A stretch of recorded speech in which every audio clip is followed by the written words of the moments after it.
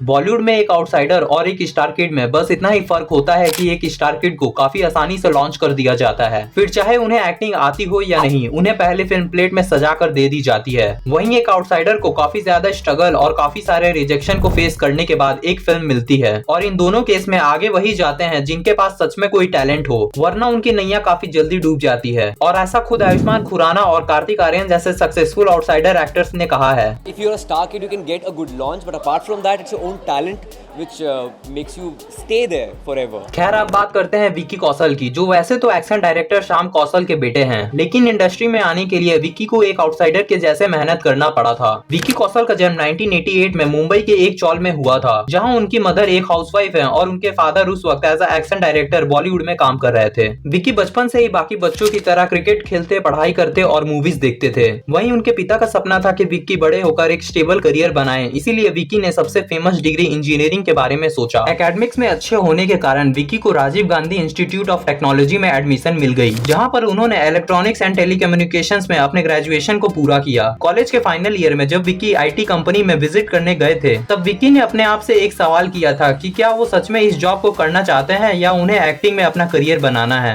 विक्की ने इसके बाद अपने पिता को अपने एक्टर बनने के सपने के बारे में बताया, और वो लग गए अपने इस सपने को पूरा करने की उस लाइन में जहां रोज हजारों एक्टर्स रिजेक्ट होते हैं। विक्की ने इस दौरान किशोर नमित एकेडमी में एक्टिंग सीखने के लिए एडमिशन लिया था, और साथ ही वो मानव कौल्स और नसीरुद्दीन शाह के थिएटर में पार्टिसिपेट करते थे। पूरे 2 साल रिजेक्शन फेस करने के बाद विक्की 2012 की फिल्म गैंग्स ऑफ वासेपुर में अनुराग कश्यप के साथ एज असिस्टेंट डायरेक्टर काम किया। विक्की बताते हैं कि वो अनुराग कश्यप को अपना मेंटर मानते हैं और उनके साथ काम करते वक्त उन्होंने बहुत कुछ सीखा है। इस दौरान विक्की अनुराग कश्यप के प्रोडक्शन में बनी कई सारी फिल्मों में छोटे मोटे रोल्स किए थे, जिसमें लव शब्द है, चिकन खुराना, बॉम्बे वेलवेट और एक शॉर्ट फिल्म गीक आउट शामिल थी।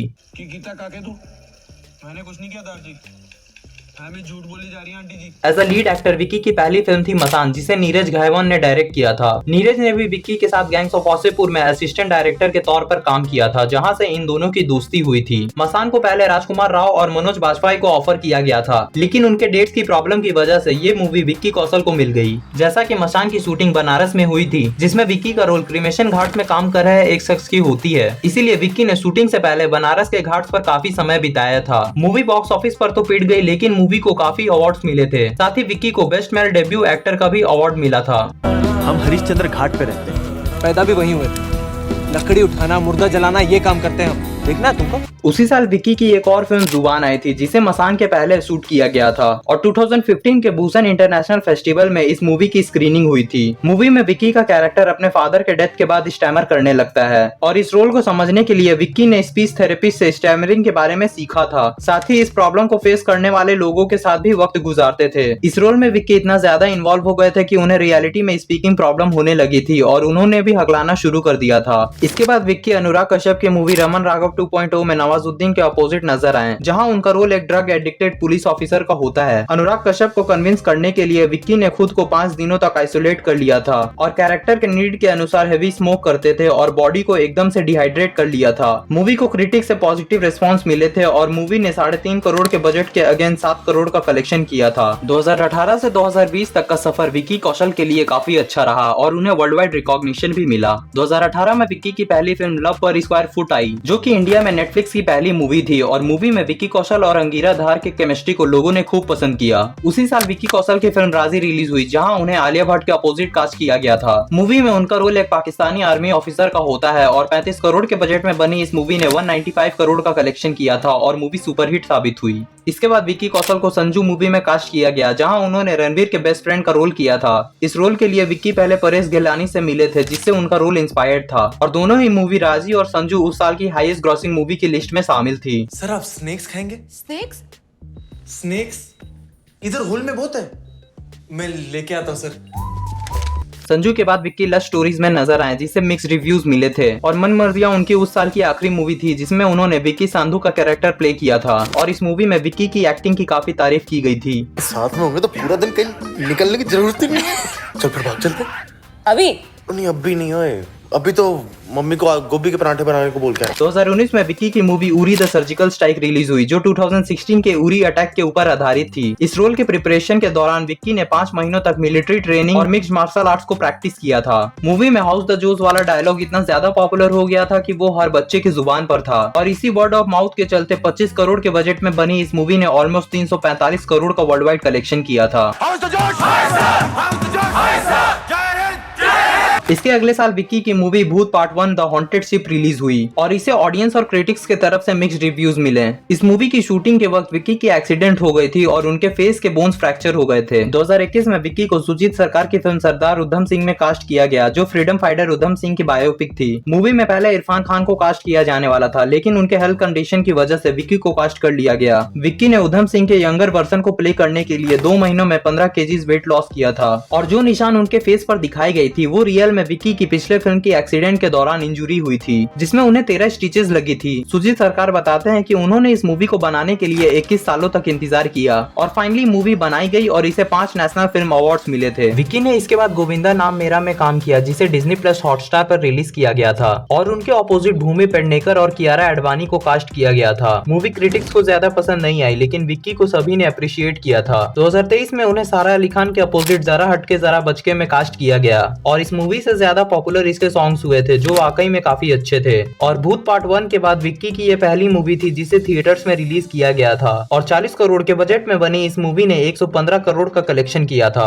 2023 में विक्की की अगली फिल्म थी द ग्रेट इंडियन फैमिली जो बॉक्स ऑफिस पर डिजास्टर साबित हुई लेकिन इसके बाद रिलीज हुई उनकी अगली फिल्म सैम बहादुर ने एनिमल के साथ रिलीज होने के बावजूद अच्छा कलेक्शन किया था। ये movie field marshal Sam Manekshaw की बायोपिक थी और इसके लिए विक्की कई बार सैम मानेकशॉ के ग्रैंडसन से मिले थे और इस मूवी में उनकी एक्टिंग ने कमाल ही कर दिया था। हम रहें या ना रहें, हमारी इस वर्दी का गौरव हमेशा रहेगा। इसके बाद विक्की डंकी में नजर आए जहां उनका रोल तो काफी छोटा था लेकिन कम स्क्रीन टाइम होने के बावजूद विक्की ने सबके दिलों को जीत लिया था और मूवी में उनका डेथ सीन वाकई में खतरनाक था।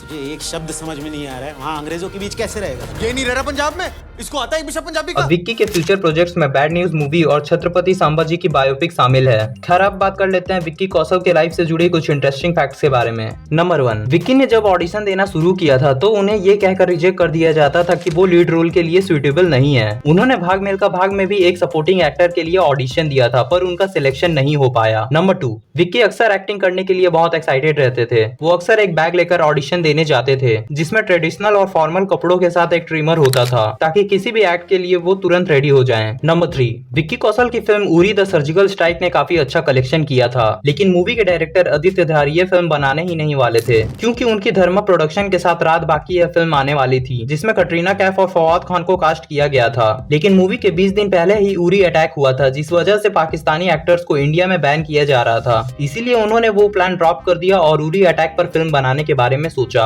नंबर 4, विक्की इंडस्ट्री से तो कनेक्टेड थे लेकिन उन्होंने कभी भी अपने पिता के नाम का फायदा नहीं उठाया। उन्होंने 2 सालों तक रिजेक्शन फेस किया, थिएटर्स में मेहनत करी और असिस्टेंट डायरेक्टर के तौर पर भी काम किया और यहाँ तक अपनी मेहनत से पहुंचे हैं। नंबर 5, विक्की ने जब इंजीनियरिंग कंप्लीट की थी तब उन्होंने सिर्फ इसीलिए इंटरव्यू दिया था क्योंकि उन्हें उस पल को जीना था और खास बात यह है कि उनका जॉब के लिए सिलेक्शन भी हो गया था। मुझे वो जीना था कि टाई वाई पहन के रेज्यूमे दे के फटी हालत में बैठ के जवाब सवाल जवाब। नंबर 6, विक्की ने सरदार उधम में अपने परफॉर्मेंस से सबको हैरान कर दिया था। मूवी में उनके लुक को रियलिस्टिक बनाने के लिए एक रशियन बेस्ड आर्टिस्ट पीटर गोर्शिनिन को बुलाया गया था जिन्होंने विक्की की बॉडी में ब्रूसेस और कट्स बनाए थे जो काफी रियल लग रहा था। नंबर 7, विक्की बताते हैं कि उन्होंने उरी की स्क्रिप्ट को राजी मूवी की शूटिंग के दौरान पढ़ा था और वो इस मूवी को स्किप करना चाहते थे लेकिन उनके फादर ने उन्हें फिल्म करने के लिए कन्विंस किया जिसके बाद वो मूवी के लिए राजी हुए। नंबर 8, विक्की बचपन से ही हाइड्रोफोबिक हैं। उन्होंने कई बार स्विमिंग ट्राई किया है पर वो हर बार फेल हो जाते थे लेकिन मसान फिल्म के लिए उन्होंने दोबारा से स्विमिंग सीखा था। खैर इस वीडियो में बस इतना ही। अब आप बताइए कि आपको विक्की कौशल की वो कौन सी मूवी है जो आपको सबसे ज्यादा पसंद है। तो जल्दी मिलते हैं किसी और वीडियो में, तब तक के लिए धन्यवाद, शुक्रिया, बाय बाय।